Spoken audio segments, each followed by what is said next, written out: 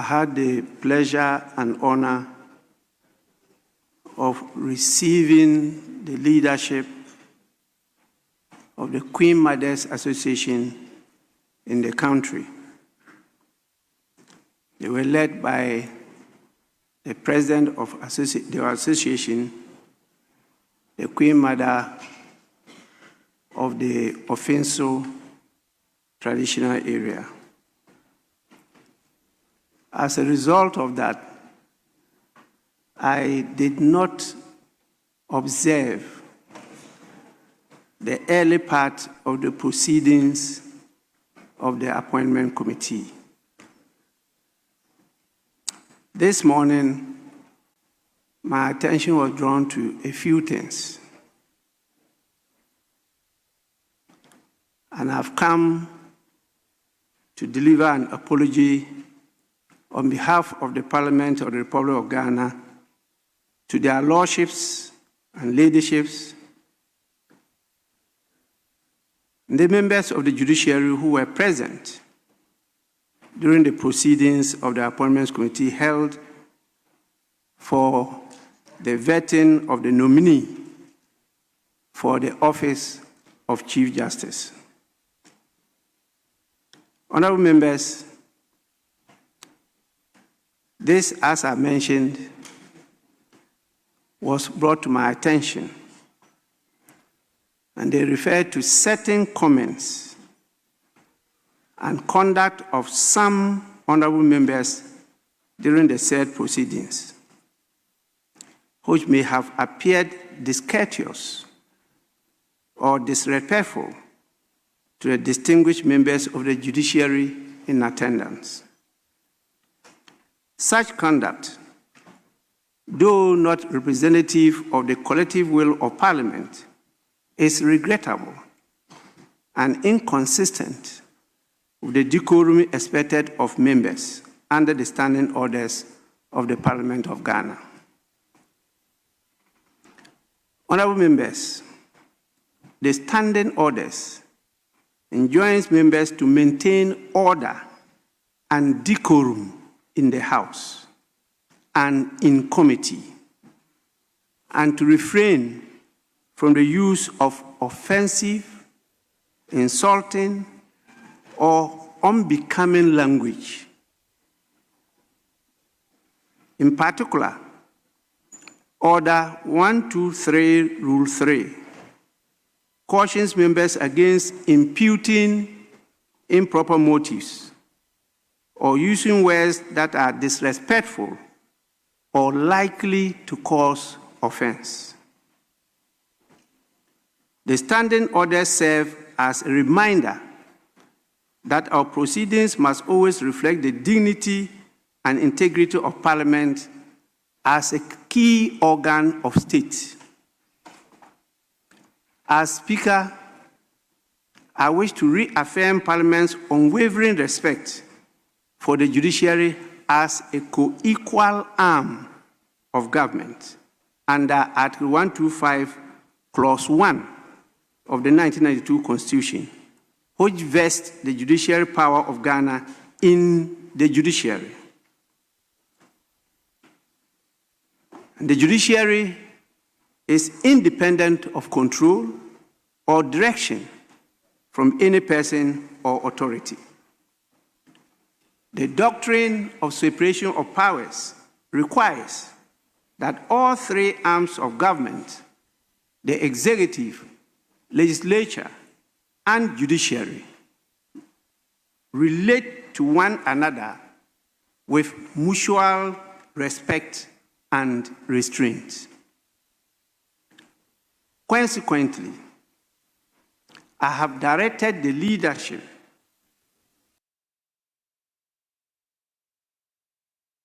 to take note of this incident and to ensure that in all future proceedings, the highest standards of civility, objectivity, and institutional respect are maintained. Honorable members, Parliament cherishes the long-standing spirit of cooperation and mutual regard between our institutions. We must remain committed to strengthening that relationship in the collective service of the people of Ghana and the protection of our constitutional democracy. Honorable members, once again, on your behalf, I extend our deepest apologies and assurances of Parliament's continued respect for the judiciary and its esteemed members. I want to assure all of you that I'll come back on this issue of decency, discipline, and decorum. And this time, I'm coming with the hammer, not the gavel.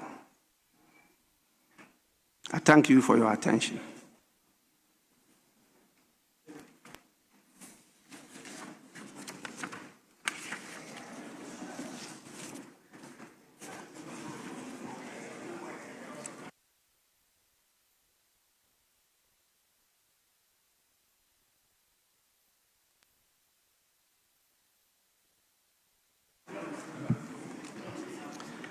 We now take item 6, correction of votes and proceedings and official reports.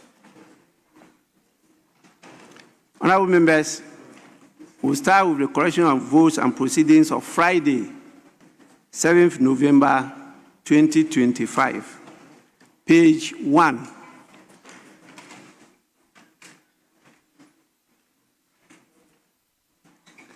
Page 2.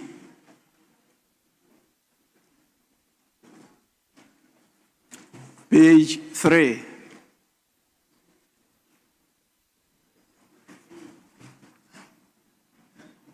Page 4.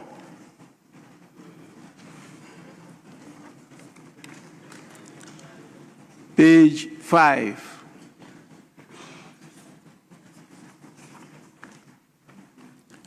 Page 6.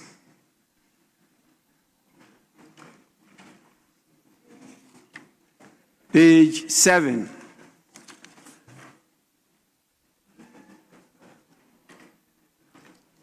Honorable member, are you on your feet to make correction?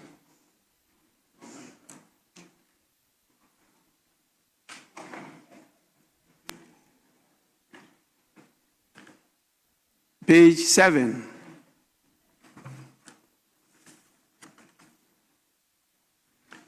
Page 8.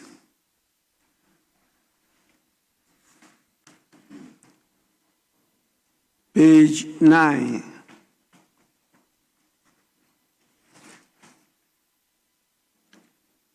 Page 10. Yes, honorable member.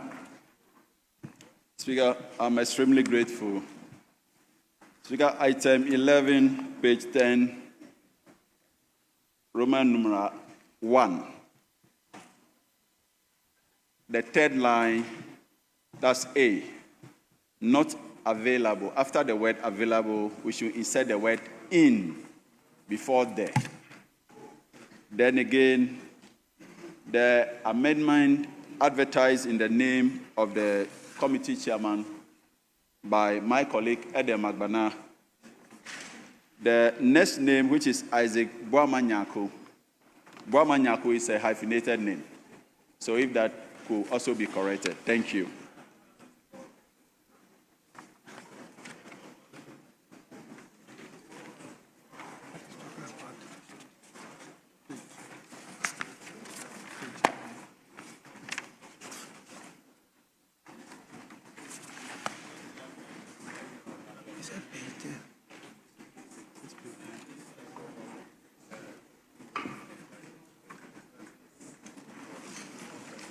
Honorable member, you mentioned page 10.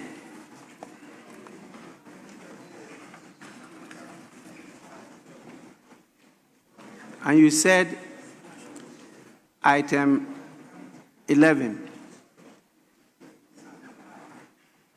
I don't have Okay, That- Speaker, item 11 Page 10. had a continuation at page 10, which is Roman numeral I, or 1.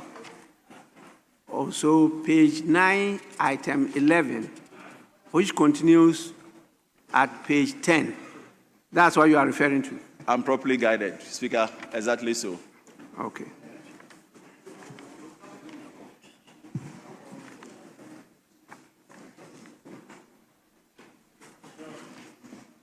And you said whose name is compound? That's Isaac Boamanyako. Isaac Boamanyako.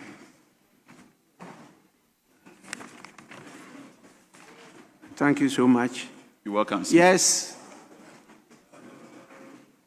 Were you up on your feet on the same corrections? Yes, Mr. Speaker. Thank you. Thank you. Page 11.